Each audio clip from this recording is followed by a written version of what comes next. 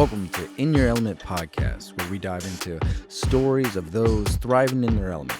From entrepreneurs, influencers, to chefs, musicians, and community leaders, we explore their journeys, struggles, and successes. I'm Randall Pink with Alex Grubbs, and today we're bringing you another incredible conversation with Alex Grubbs. This episode's brought to you by Jake Sweeney Automotive. Welcome back to In Your Element podcast. I'm Randall Pink. It's been a little while, but I want to introduce you to our new co-host. Super excited to introduce her. Her name is Alex Grubbs. I personally know her as my bestie's bestie. So we were looking for another co-host, right?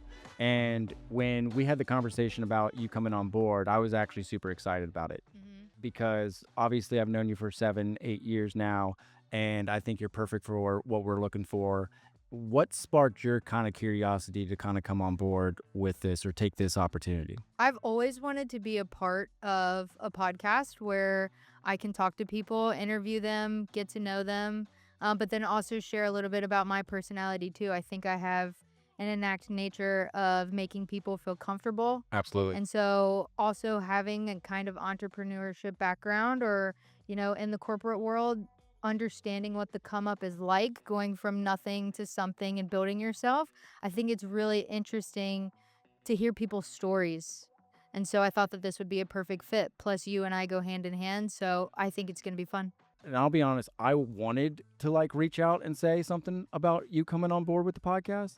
And I think you and Nicole had a conversation and you're like, I'll do it. Yeah. And I'm like, it was like a light bulb in my head. I was like, I didn't know if you would be serious about it. I was serious because I'm like, absolutely. You're perfect for what we're looking for. Yeah.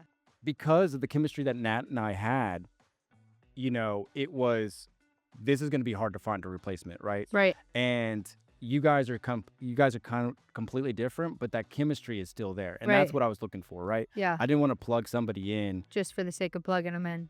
And then it's hard, I was thinking about like a celebrity co-host where it's constantly changing, but I wanted the dynamic of having somebody solid here with me and us being able to kind of level this whole podcast up together. Yeah. Especially with your background. And I don't know if you want me to shine a light on it or not, but your comedian, adventure and journey that you're embarking on right now, I think is perfect, especially for some of the guests that we're going to have on for season 3. Yeah. Well, the other thing that I was going to dive into is that I'm also a licensed and certified life and mindset coach.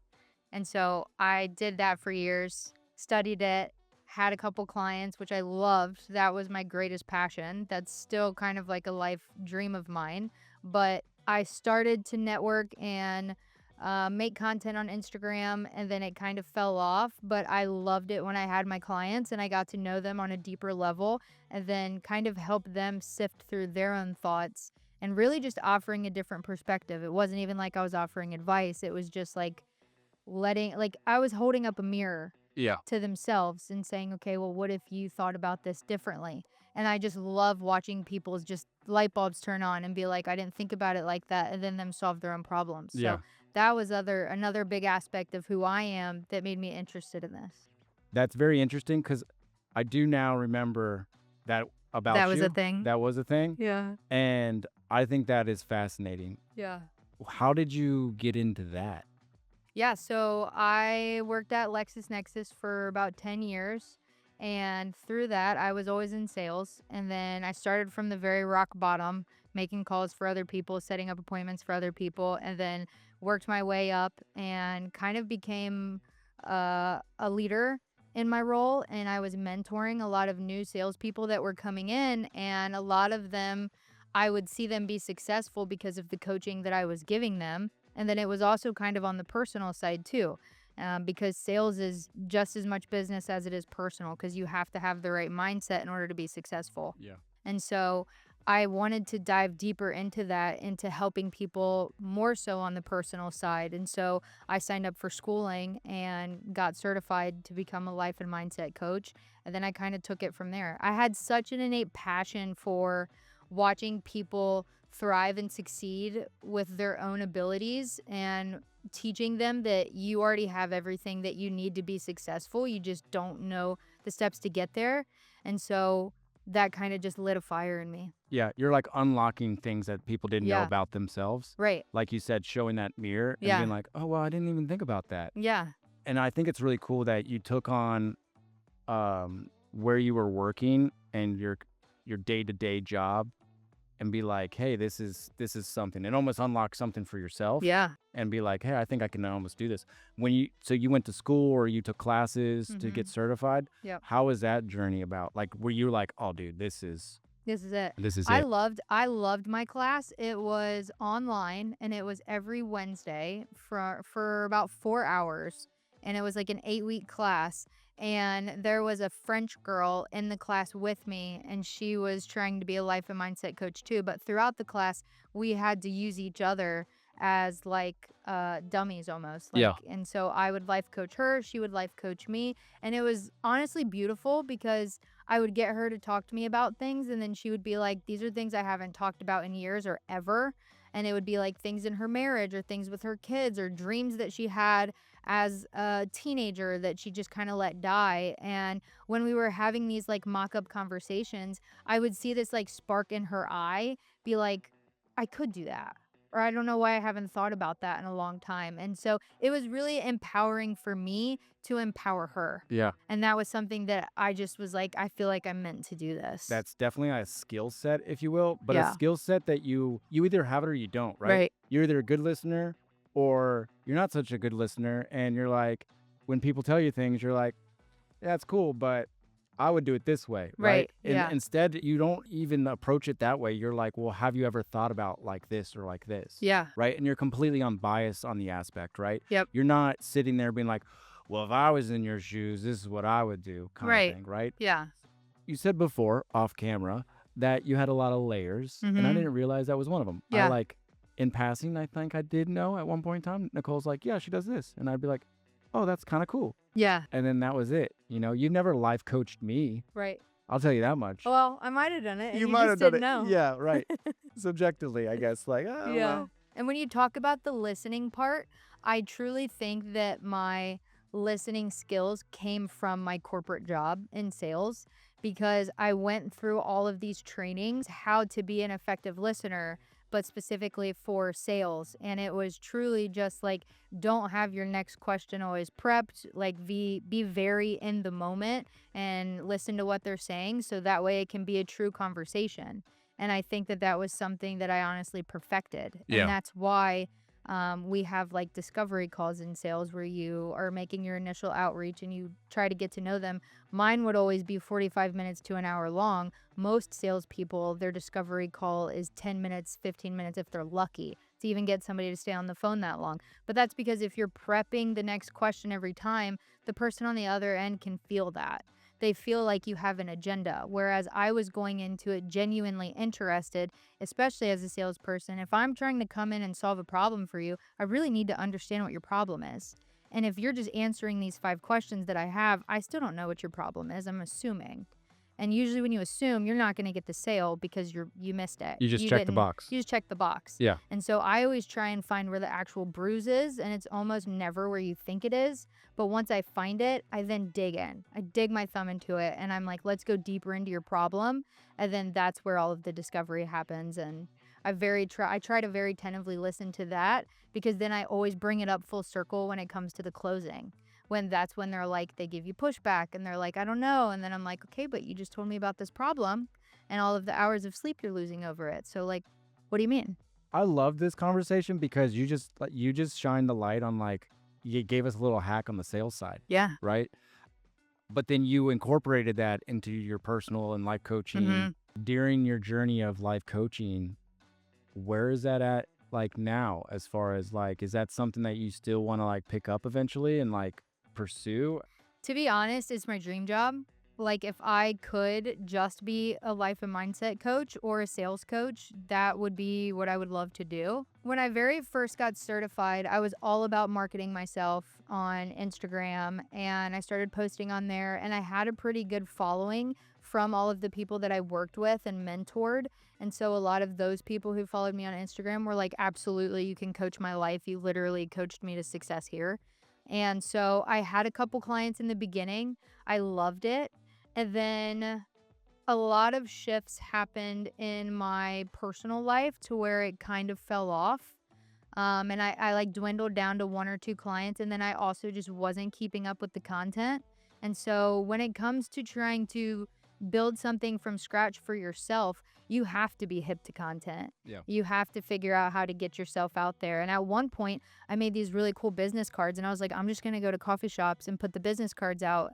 But then it's like, okay, but where are the business cards going to take you? You have to have a website. Yeah. And then it was like, you know, there's so many more layers to that in itself that I wasn't very serious about. And so even though it's a life dream of mine, it's not something that I've pursued seriously enough. Well, maybe I was thinking this could be a plug. this could be a plug. I know. I mean, it really could be. Yeah. You know, it's like those radio segments where it's like the second date update. Yeah. You know, we could have a little segment of this, like, you know, we'll take a phone call real quick, you know, Yeah. type of thing. Ask me some questions and Yeah. I got you. We haven't had this conversation. Yeah. I promise.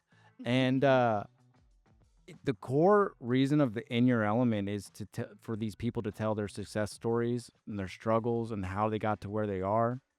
And I feel like we're not necessarily giving the advice at this standpoint. My biggest thing is getting these stories out there, because we have had people reach out to us and be like, hey, I listened to your podcast. I watched your podcast. It's encouraged me to take a step forward in pursuing something that I wanted to do. Yeah. Thank you so much. Mhm. Right. And there's nothing better for me personally, and it seems like with you as well, of just helping somebody else. Right. Yeah. Whether it's finding themselves, you know, directing them this way because of the things that you've done that weren't so successful that you kind of could save them years, Mhm. you know, as far as having that expertise. The mirror thing, you know, just like, hey, have you thought about it? Something like this. Like, I'm completely unbiased about the situation, but maybe do this or do that. Well, and a lot of times with people, it's mainly the fear of failure. And no matter what the avenue is, that can be relationship, business, anything. It's fear of failure. So they get frozen and they're afraid to move. I myself feel that constantly, almost on an everyday basis. And fun fact, I actually have a tattoo on my arm that says feel the fear and do it anyway. And I got that right before my first stand-up comedy performance back in 2019. Wow. Because I was like, I am scared to death, but it's something I've always wanted to do. All my friends keep telling me I'm funny. They must be onto something. I'm going to give it a shot. And so I got that tattoo, and I think it really helped me, because it's like, I think so many people think that fear and success don't go hand in hand. They think that it has to be separate. You can't feel fear while being successful, but it's quite literally the opposite. The fear is going to be there. It exists. So acknowledging it and accepting it for what it is, but then doing it anyway, is going to lead you to success more oftentimes than not. Absolutely. And I'm right there with you as far as having that fear of failing. Yeah. And going back to what you were saying, that is like almost the key to unlock something, right? Where you're looking for these bruises on a sales side of like what's your pain points, right? To bringing it into like a personal perspective where it's like, why aren't you doing what you're venting to me, or you're telling me these things, right? But what's the reason? Whether it's finances, I'm afraid my significant other is going to leave me, judge me, doing whatever, right? Or my job's not going to take me serious, whatever it may be. But those are the pain points. And if you could sit there and say that's natural to feel the fear of failing, then okay, I'll take that jump. I'll take that leap of faith. And I think like 90% of the time when people just like get over that first hurdle, Mm-hmm. it really unlocks their ability to like navigate that fear. Yeah. With that being said, when you got that tattoo, was that just like a written testament of like anytime that you feel that fear that you're like, all right, I got this?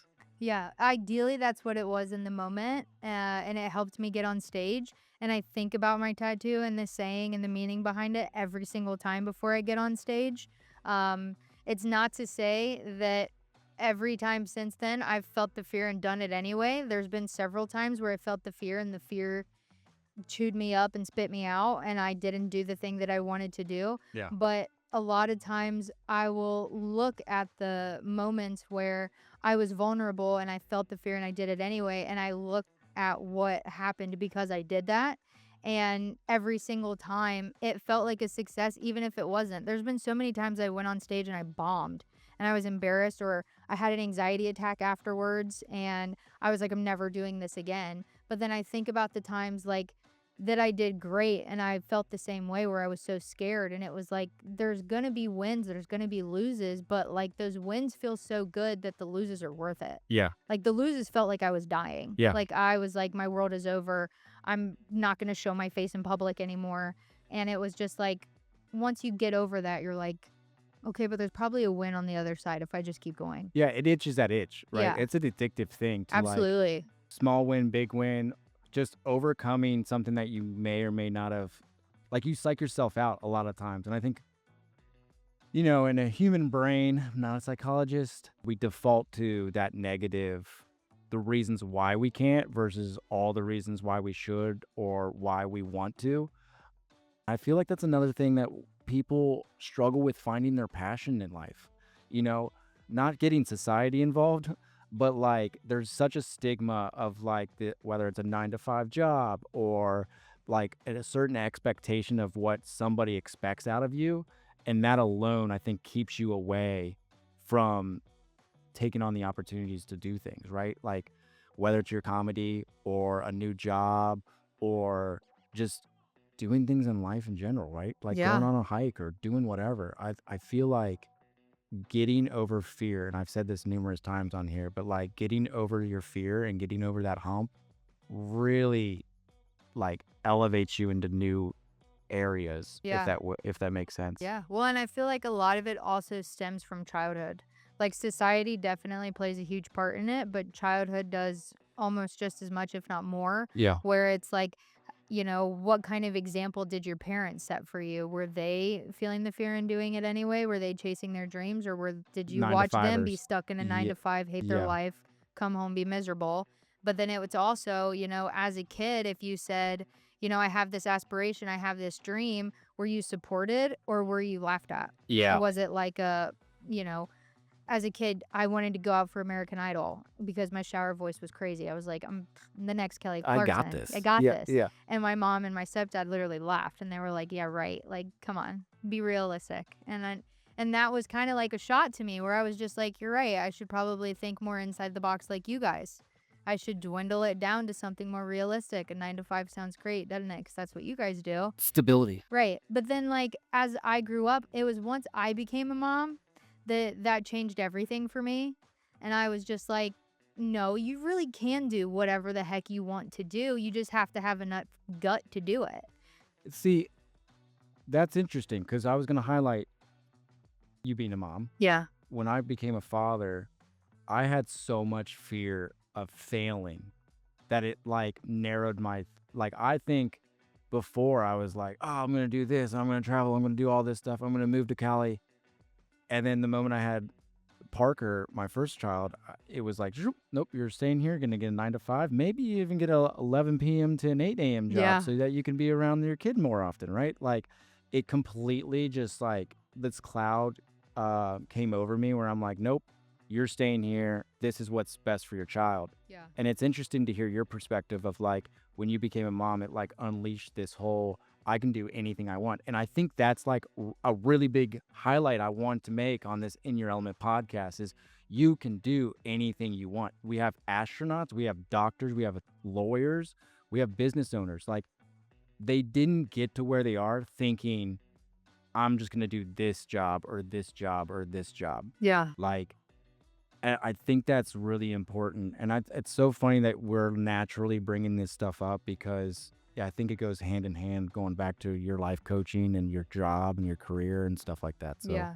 When I became a mom, it was kind of the first time a real mirror had been shown up to me. And it was a reality check. And it was like, you know, I say I want to do all of these things, but then I don't do them. How can I expect to lead by example for my son and tell him, you know, you can do anything, but then him think in his head, well, you didn't. yeah, And so that really hit me. And he was just a baby when I would think like that. That's interesting. So I have another tattoo on my arm that's 2 lions, but it's like a baby lion looking into the reflection and seeing a big lion. And that was my way of being like, you need to believe in yourself because it's the only way that your son's going to believe in his self. Like, you can tell them until you're blue in the face, like, believe in yourself, I believe in you, but it's the actions that put the proof in the pudding. Like, I wanted him to see me be like, I said I was going to do that and I did it. Or I wanted this thing really bad. Even though I was scared, I still got up on stage. And so I wanted to give him real world examples that were close to his heart so that when he wanted to do something and he was scared, he could be like, well, my mom did it. That's inspiring, to be honest with you. What other tattoos do you have? I have a lot. Yeah, be like, oh yeah, go to church. Yeah. You know. Yeah, find God. Yeah. First of all, I want to say that moms can do anything. They're badass people. Yeah. And the fact that you're encouraging your kid to do anything and everything that he wishes, that if he sees it, then he can do it, right? If he dreams it, he can definitely take on the opportunities to do it. Yeah. It's bad enough when you get fixated in your head and you psych yourself out, but it's another thing when you have a different perspective of someone close, like a mom, dad, family member, that's like, that's not really what you should be doing, or hey, maybe you shouldn't sing in the shower then think you can go on American Idol. Right. Like, that's got to be so defeating as a young mind growing up. Or it's even like, if my son came to me one day and was like, I want to be a stand-up comedian, I can see a parent being like, well, that's not going to pay the bills. So let's be more realistic. Like, you need to get a job that's going to be able to support your lifestyle. But it's like, stand-up comedy, while yes, some people pursue it in the hopes of that being their sole career someday, for me, it just started out as purely not even a hobby, but a personal achievement of mine, of like, if I can do that, then that's another loop on Milestone. my belt of Yeah. like, I really can do whatever the hell I want to do. Yeah, that's another tattoo right there. That's another tattoo. Yeah. You know what I mean? Yeah. Let's just add to the sticker book. Right. And You're so, gonna have like just all this scripture, just yeah. I mean, you're 100% right on that. Good, bad, or indifferent, right? Whether it's like, yeah, I did that, I failed at it, Did it. but I still did it, right? Right. And you get that, you start getting the people that you're talking to, whether it's your clients or your kids or whatever, like that mindset, unlocking that and being able to like take on opportunities. This conversation's tickling me to death because Yeah. because honestly, finding something that you're passionate about could be hard, right?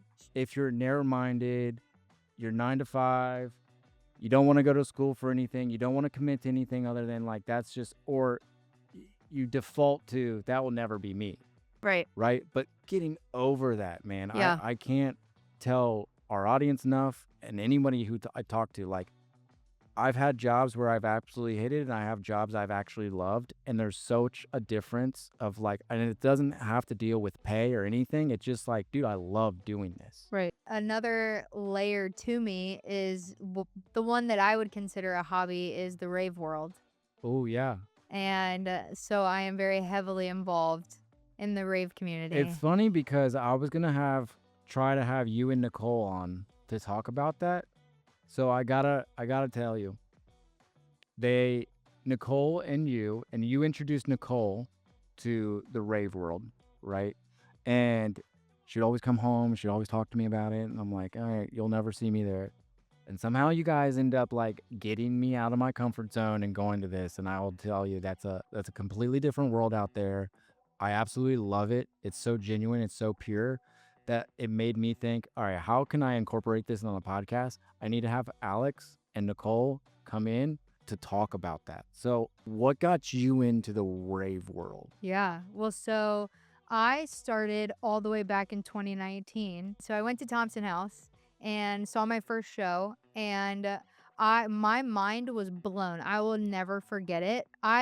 Me and Nicole used to go clubbing all the time in Oxford, and that's a different feel. Vibe, It's yeah. also a different type of dancing, and it's very intimate, and there really isn't as much solo dancing or just a completely different vibe. And so when I went to Thompson House with my friend, this music was dubstep, and everybody was dancing kind of by themselves but collectively in a group, and I just felt the music like take over my body, and I was dancing in a way that I had never danced before, but it felt so right and it felt so me. Like I had just discovered a version of myself that I had no clue was even in there.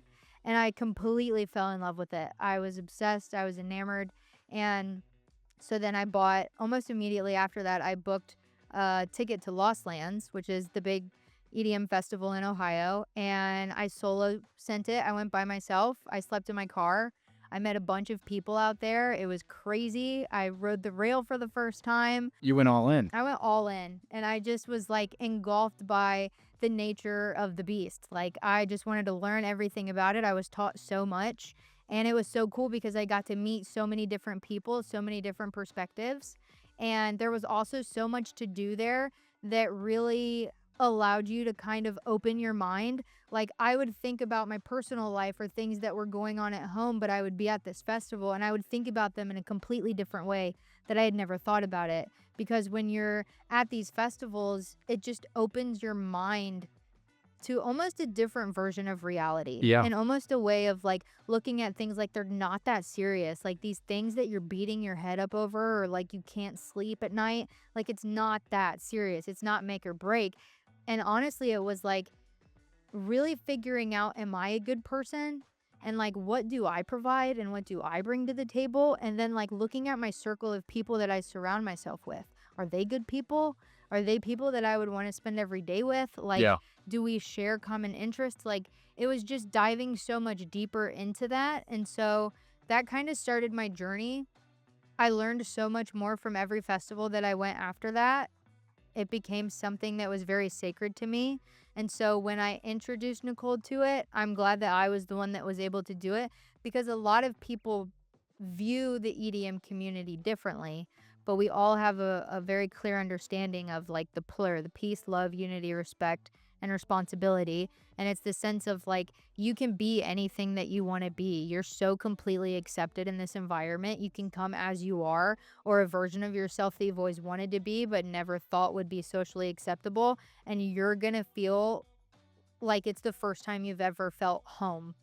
And it was such a beautiful feeling. And so because I hold it so sacred, when I introduce people to it, I teach them the ways of it and the things to cherish, and that it's not just a candy bracelet, or it's not just a hug that you're getting from a stranger. It's not just you're sitting at a set. It's the people that you're sharing it with. It's, you know, you come into contact with a stranger and you share this candy, but that's an opportunity to get to know somebody and their story.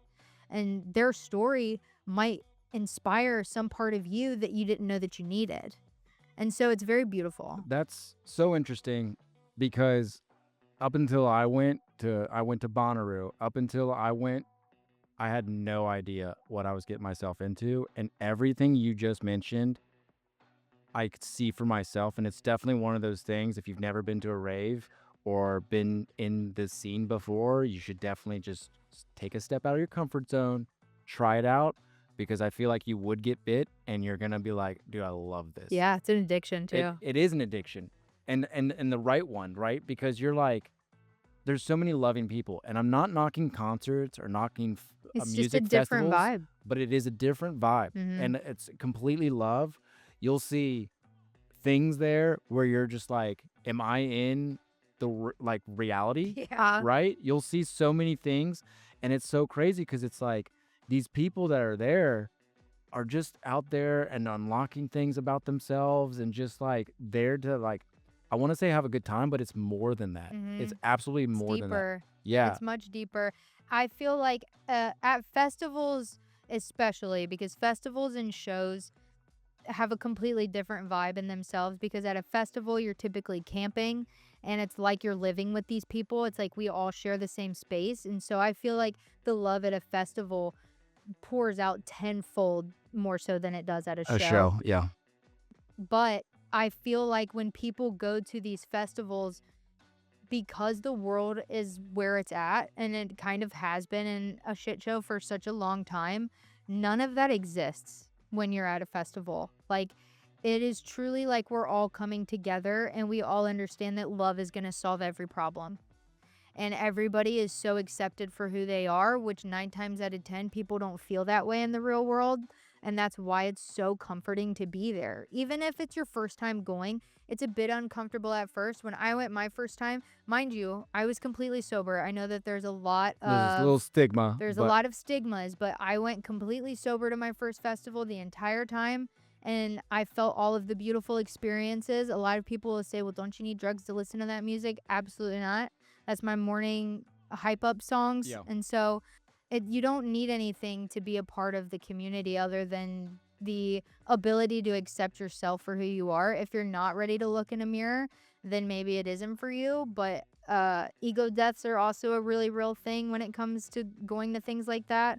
And just kind of like putting your ego to the side, letting people be who they are without judgment, and then letting yourself kind of just express yourself however you want to. And once you are able to get past that and show up as you are, I truly think that it's an addictive feeling because you're like, wow, I never had this before. Right. It's kind of like getting a Band-Aid to any childhood wounds that you had that made you feel like you're less than what you are. That's how it felt for me. It was very emotional, very deep. And it was like, oh, wow, like I can be exactly who I am and people love me. This is crazy. And honestly, that's what gave me so much of the confidence I had to go onto stage, to pursue life coaching, to do things outside of just corporate America that I wanted to do, was the rave community giving me the confidence to do that. that's so interesting. I mean, the music alone, I feel like, puts you in a different trance in any other type of like any other type of music genre, right? Mm-hmm. Where when you're experiencing that, it's a lot more, like you said, you can feel the music, you can feel the vibes, like exit Oh, your, yeah. your soul essentially, right? Yeah. And it's like, that's crazy how that all came full circle for Yeah. you. It's like a reality. And you would have never known that, I feel like, when you were getting ready to go to your first show. You're like, I bet your mind then was like, I had no yeah, idea. I'll attend, Yeah. I like new I music. thought it would be like a club. Like, Yeah. but I heard about like headbanging and stuff like that. And of course, when you hear that for the first time, you're like, that sounds insane. It almost sounded like cultish, which, I mean, now that I'm in it, it feels like a cult, but I'm Sign me up. all for it. Yeah. Like, But I mean, it is a peace, love, and unity type of thing, right? Like, who doesn't want to be involved in that kind of thing, right. more or less? I mean, Yeah. there's definitely cults out there. And you brought up dubstep before, and I did want to highlight this too, is like, I feel like in our generation, we're close in age. We had techno, then dubstep, and then EDM, and then all these other genres that branched off from that. Yeah, there's a lot There's of a lot. subgenres. Yeah, and EDM is the biggest umbrella. Everything falls under EDM. I mean, the biggest ones are going to be like techno, house, dubstep, hardcore bass, things like that. And so what's great about it is there's a subgenre for everybody. And so whatever it is you're into, there's going to be a spot for you. Me and a lot of my close friends have very, very different music tastes. They like techno. I can't stand to even sit at a techno set. I love dubstep. They can't stand to sit at a dubstep set. And that's okay. But you're finding your guys' selves at the same place. Right. Whether or not it's at this stage or that stage or wherever you guys are at, Yeah. which I think is unique, right? Because you go to some shows or you go to concerts and they don't always apply to everybody, right? Right. You go to a rap show, it's generally just rap. Yeah, and you're there for that one guy. Yeah. But at a festival, there's over 50 different artists. Yeah. So it's like we all have somebody here that we like. We'll go our separate ways, and then we meet back in the middle, and we have a great night together. Side quests. Side quests Side quests. are a joy. So that's some vocabulary words that I've picked up along the way is side quests. Yeah. And it's so funny because we bring up the genres and Nicole will be like, yeah, I like this person. And she's like, oh, that's this type of genre. I'm like, well, I like them. And she's like, that's disgusting. Yeah, she's very, She knows what she likes and she knows what she doesn't. yeah, that's good. Sometimes I feel like I fit on either side of that. Yeah, and a lot of people do. A lot of people like all of it, but there's some people like myself who I lean very heavy one way versus the other. I've never liked techno. Before I ever went to my first festival, I heard techno and it did not sit with me. It's really fast. I didn't like it very fast. And so when I heard dubstep and it was slower, I was like, this is my This is vibe. it. Yeah, but there's stuff outside of dubstep that I like a lot too, like melodic music that's like slow, it's more lovey. That's me. I love I love melodic. it. Would you say Odessa would be one of those? Yeah, I would say Odessa is kind of I melodic. feel like for whatever reason, Odessa, whether it's like going to bed or getting up in the Anything. morning, yeah, Yes. Odessa's like on my playlist. Yes. I gotta ask now about In Your Element, whether it's the life coaching or the rave, like all of that is who Alex is, right? Or parts, layers, if you will, of you. So, what do you think is something that's out of your element?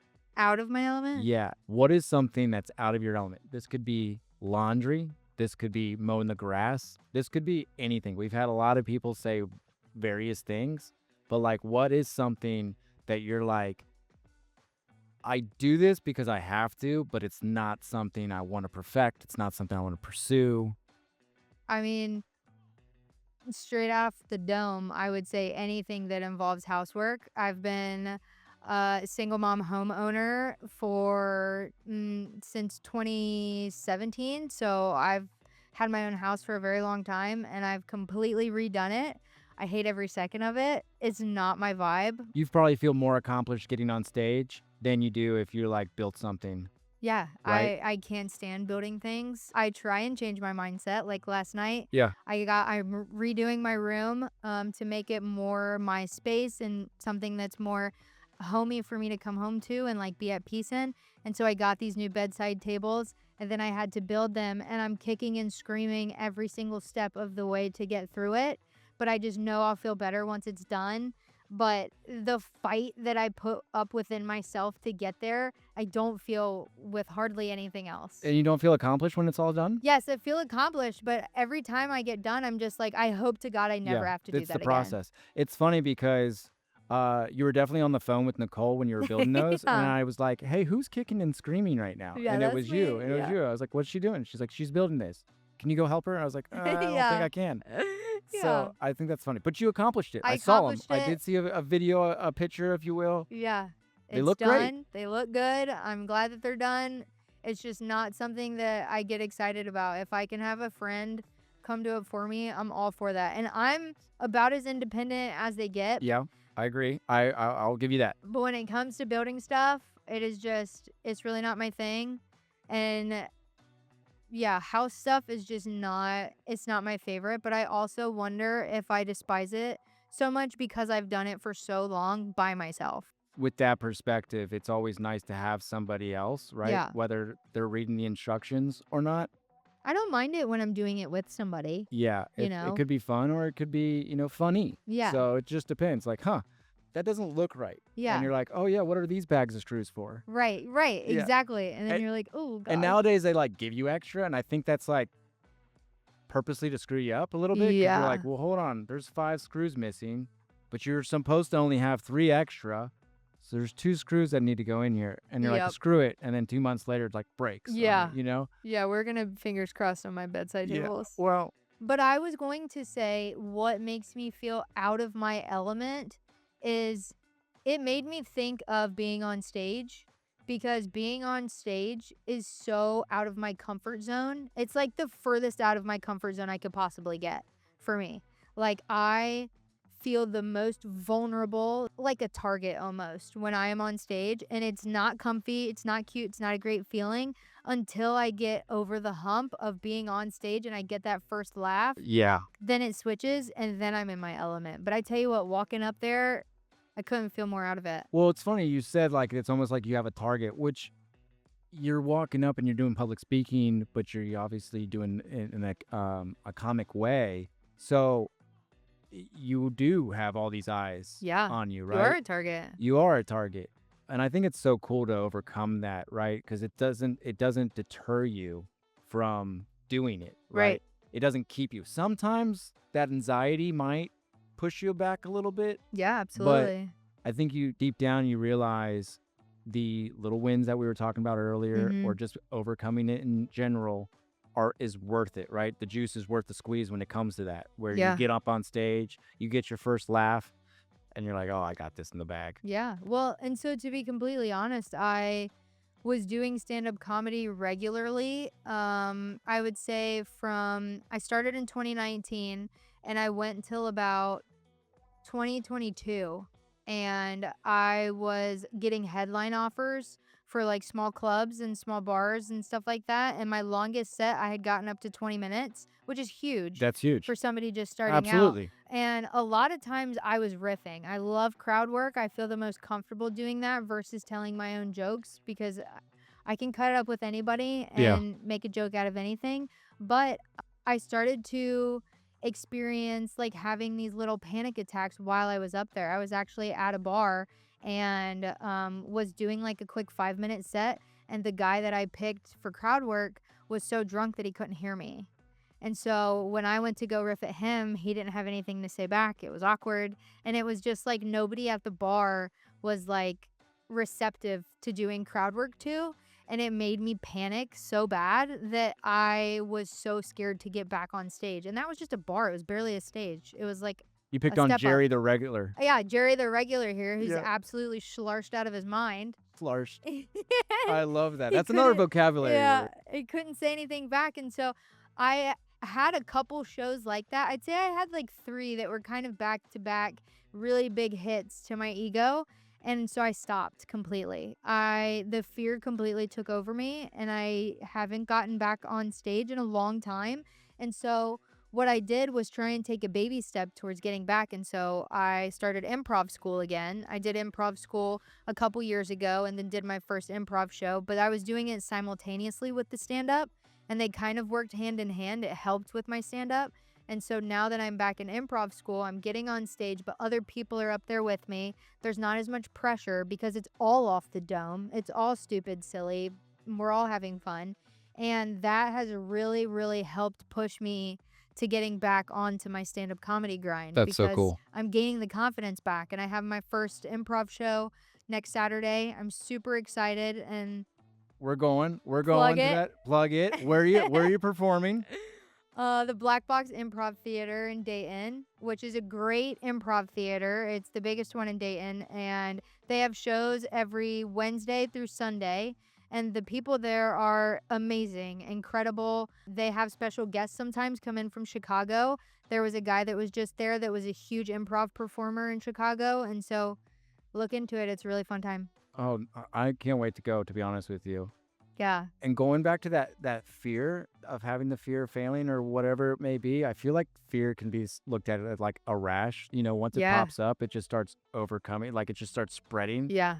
The fact that you're able to get over that in baby steps, right? Baby steps. Getting back to your groove. Yeah. And a new layer of Alex. Mm-hmm. So you'll be able to see Alex here on the podcast. It was a pleasure having you on. I look forward to working with you. I think this is going to be super fun. It's going to be fun. Season 3 is going to be dropping here shortly. The guest list is pretty spectacular, I feel like. Pretty So, stacked. Pretty stacked. So this has been In Your Element Podcast. I'm Randall Pink. I'm Alex Grubbs. Check us out a little bit later. Back up in my element. I get my grind on and my mind strong, I'm working. I clock in when the night's long, so much time gone, but it's worth it. I'm locked in, keep the lights on, got my mind on my purpose. It's working, I flourish, I earned it. Can't tell me I don't deserve it, yeah.